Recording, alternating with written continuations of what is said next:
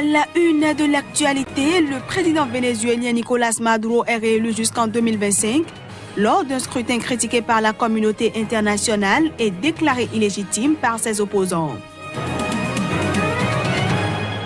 Dans le nord-ouest de la République démocratique du Congo, des mesures préventives anti-Ebola sont mises en place à l'aéroport de Mbandaka.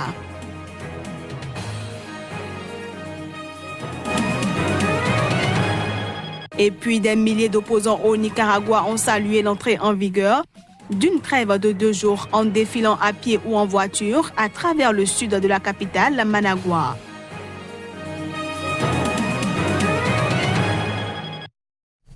Voilà pour le sommaire. Bienvenue à toutes et à tous. Au Venezuela, le chef de l'État sortant Nicolás Maduro a été déclaré ce dimanche vainqueur de la présidentielle par l'autorité électorale avec près de 70% des suffrages et ce, après le dépouillement de la quasi-totalité des bulletins de vote. Nicolás Maduro Moros con 5.823.000. Nicolás Maduro a obtenu 5 823 728 votes. Henri Falcón, 1 820 655 votes. Javier Bertucci, 925 042 votes. Reinaldo José Quijada, 34 614 votes. Cervoni, 34.614 votos. Se pronunció y les pedimos a todos. Nous vous demandons à tous, locaux et étrangers, de respecter les résultats électoraux, de respecter les Vénézuéliens qui ont choisi en paix. Venezuela que decidió en paz qué es lo que quiere. Après avoir été déclaré vainqueur de la présidentielle par l'autorité électorale, le président vénézuélien Nicolás Maduro a fêté sa victoire avec ses supporters.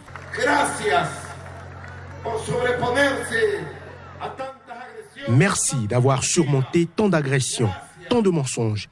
Merci d'avoir rejoint tant de batailles et merci d'avoir fait de moi le président de la République bolivarienne du Venezuela pour le mandat de 2019 à 2025.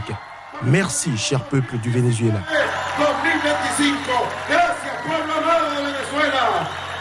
Quelques 20 millions d'électeurs étaient appelés à voter ce dimanche à la présidentielle anticipée dont Nicolás Maduro était le grand favori, bien que 75% des Vénézuéliens désapprouvent sa gestion laissée par les pénuries de nourriture, de médicaments ou d'électricité conjuguées à la hausse de l'insécurité.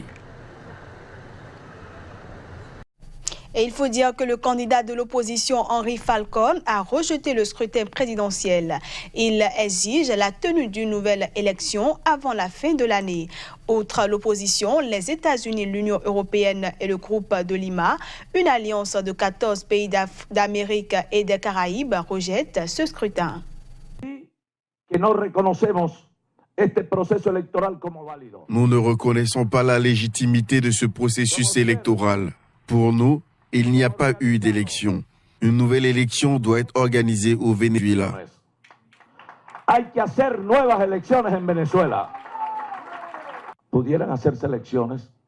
Les élections pourraient être en octobre. Nous sommes prêts, une fois de plus, aussi cohérents que nous sommes, à participer.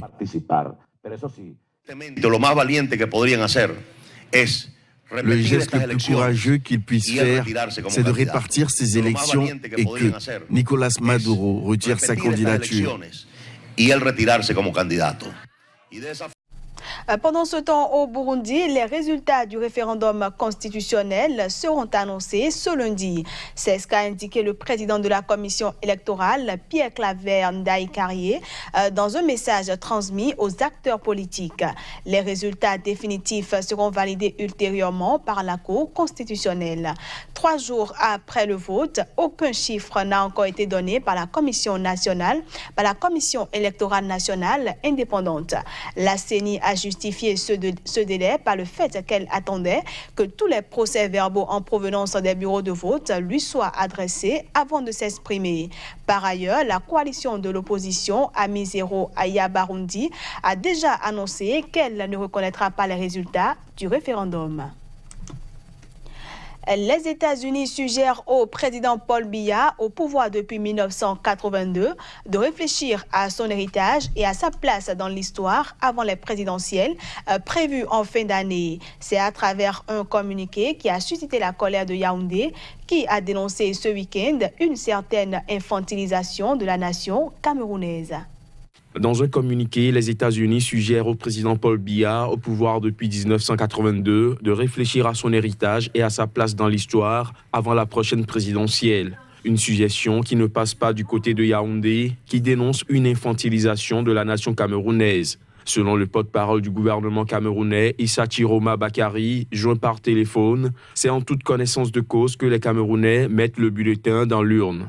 Cette suggestion intervient alors que la présidentielle est prévue à la fin de cette année au Cameroun, une élection à laquelle Paul Biya n'a pas encore annoncé sa candidature. L'ambassadeur américain s'est également exprimé sur la situation des régions anglophones du pays, en proie à un conflit depuis des mois entre forces de l'ordre et séparatistes anglophones. Washington accuse Yaoundé d'assassinats ciblés, parlant aussi des incendies ainsi que des pillages de villages, tout en reconnaissant les exactions commises par les séparatistes.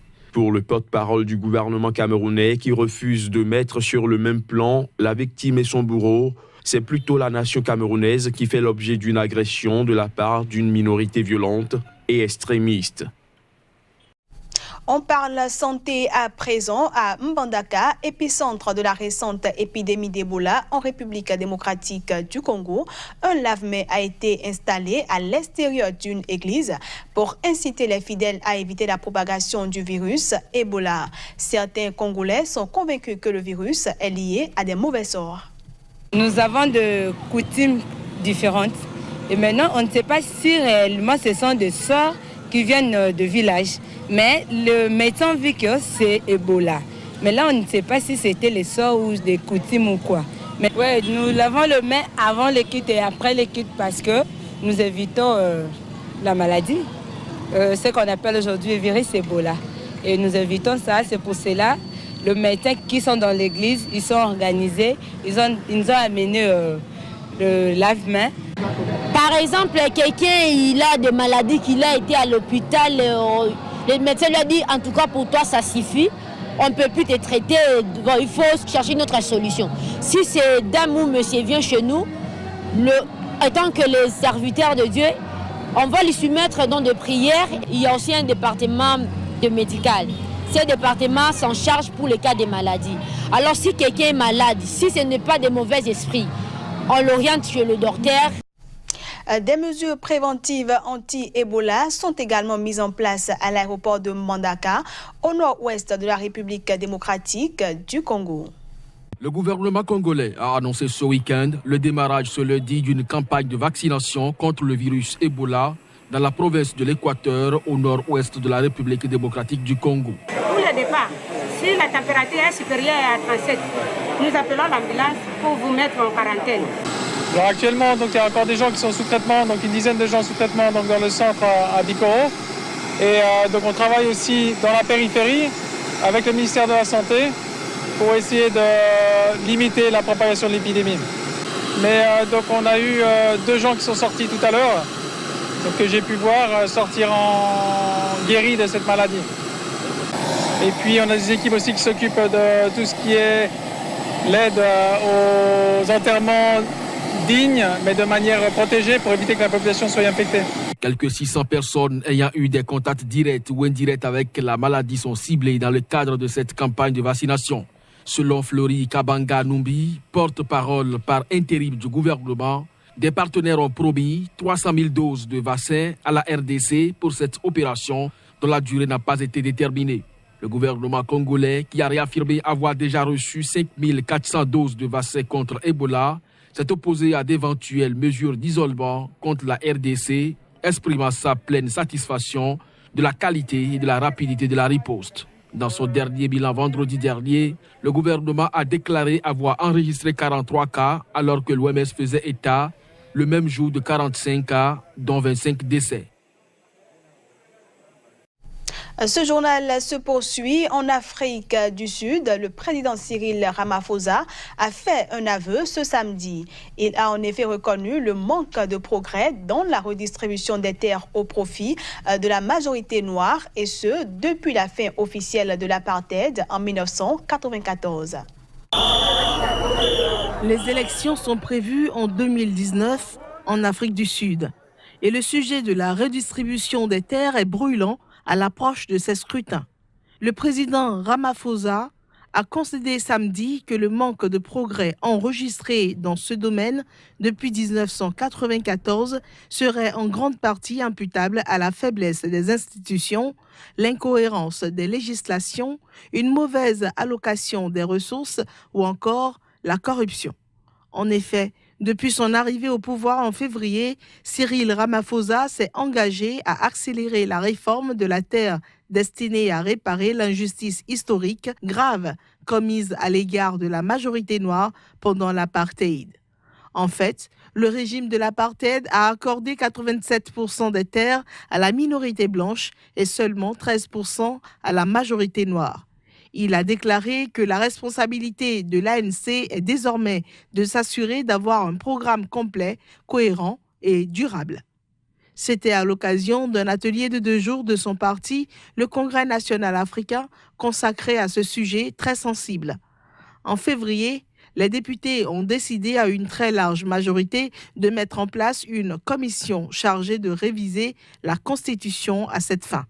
Le sujet de la réforme agraire devrait être au cœur de la campagne des élections générales de 2019. Et puis le gouvernement nicaraguayen de Daniel Ortega et l'opposition concluent à une trêve de 2 jours effective ce week-end. Et ce, après un mois de manifestations contre le chef de l'État. Des milliers d'opposants au Nicaragua ont salué l'entrée en vigueur d'une trêve de 2 jours en défilant à pied ou en voiture à travers le sud de la capitale, Managua. Au même moment, des milliers de partisans du gouvernement ont assisté à un concert en faveur de la paix.